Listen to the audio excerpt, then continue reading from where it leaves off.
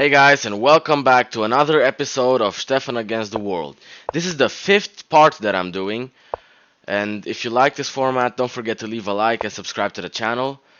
Today we are playing with the black pieces for our first game, and we kind of got a version of the Queen's Gambit. We've got rid of the E pawn and traded the C pawn for it. This is not so common. I don't think I've played this, at least not many times. I don't really remember playing this, though it's going to be completely fine as long as we stick to the opening principles that we know. And yeah, I'm just gonna play normally. If he ever takes the bishop, if he ever moves the bishop, I'm going to take here. So now he pushed. It doesn't really matter. We're gonna go back and try to trade over here.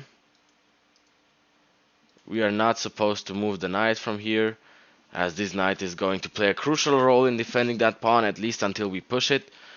Let me adjust the board a little bit, as it seems a little bit off. Okay, this looks a little bit better. I hope it's good now.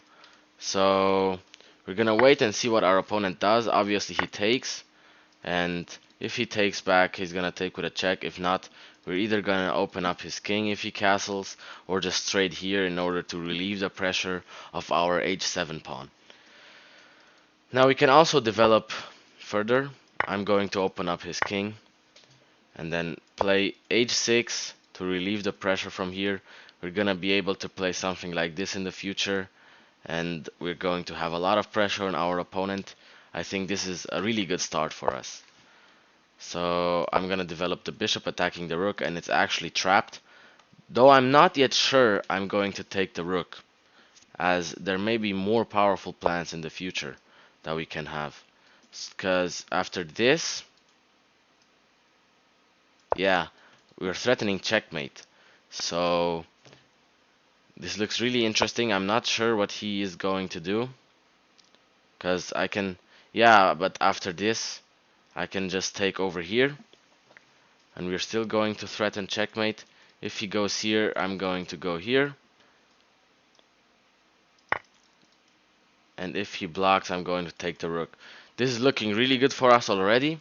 So I just finished recording the second game, and I saw that the recording was starting to get kind of laggy. That's why I decided to just show you the other games in the analysis board with a new recording, and hopefully this is going to go fine. So as for our next game, let me start with this game. So we played the Sicilian. This is the Rossolimo defense. I've already made a video on this. So I took and then castled. Here I pushed. Let me see with the analysis board. So push was definitely not the best choice, but it was okay. So now after he pushed the pawn, I played rook to e1, and here I decided to play c3 and then d4.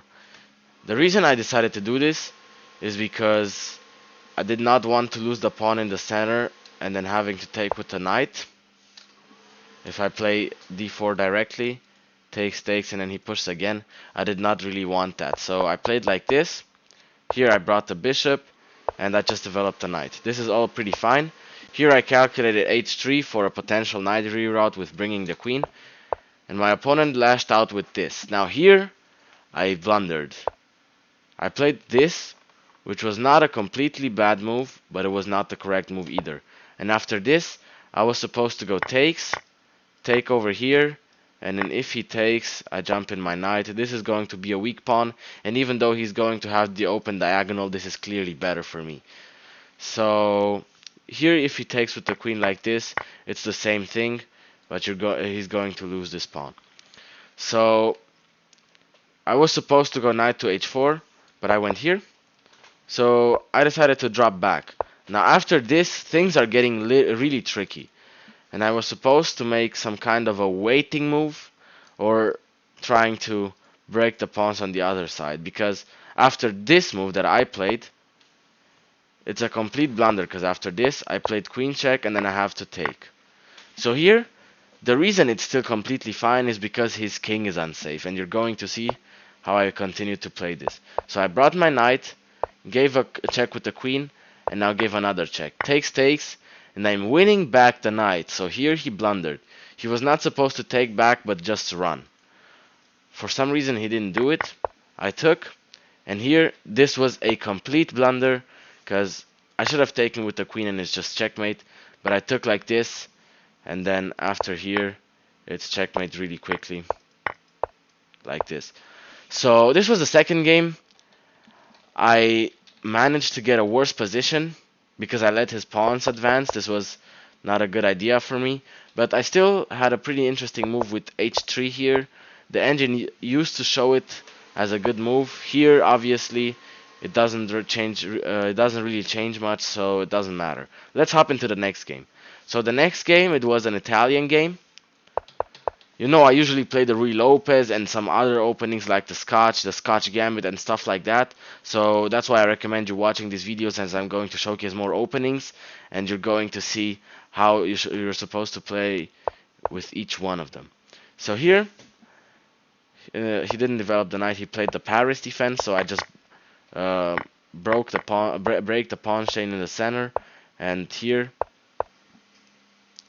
I decided to develop my knight. I brought my rook to e1, which is the correct move, and put my bishop back. Now, personally, putting the bishop on f1 is a more common move that I play because it's a line in the Ruy Lopez. But I decided to go here as I've played the Scotch Gambit before. So here, I pushed, and then apparently queen here. I cannot explain this move. I'm not sure what it does. So I just brought my queen.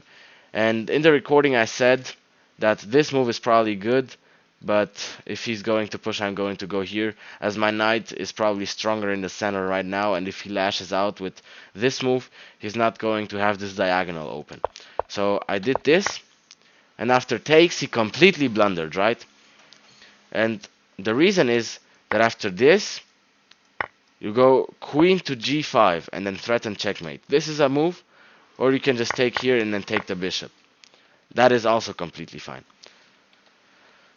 But I did something else.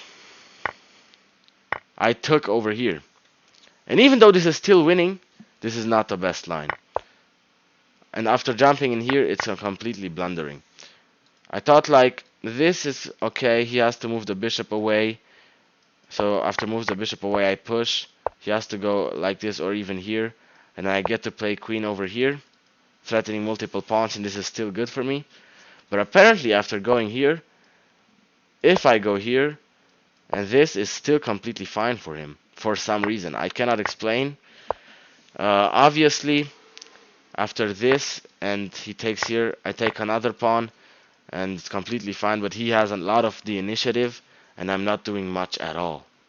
So, he blundered. I didn't expect this move, so I took some time to calculate, about 20 seconds. I took like this. Apparently this was better for some reason. I mean, it's the same material, and I did not want to simplify like this, so I took over here, traded, and then played the move c3. Now I decided to bring back my bishop to close this file up over here, so that happened, and now I just dropped back. I played queen here in case he trades. He did not trade, so I won a piece. I played queen 1 left, attacking the rook. He played like this, and apparently moving the king is better, but I just attacked him, attacking the rook at the same time.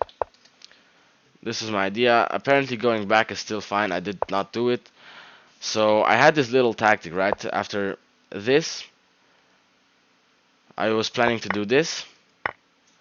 But apparently, there's an even more beautiful way to do it, which I wouldn't have done. Maybe I would have, but this didn't happen as he played quite quickly anyways. So he went here in 3 seconds for some reason, and he lost mate in 1. But yeah, these were the games of today's edition of the Stefan Against the World series. And if you like this series, don't forget to leave a like, subscribe, and check out the other videos, as I'm showing you a lot of openings and how to win against many different setups and many different kind of lines. So this is definitely one of the best educational series you can watch right now. And yeah, see you in the next one.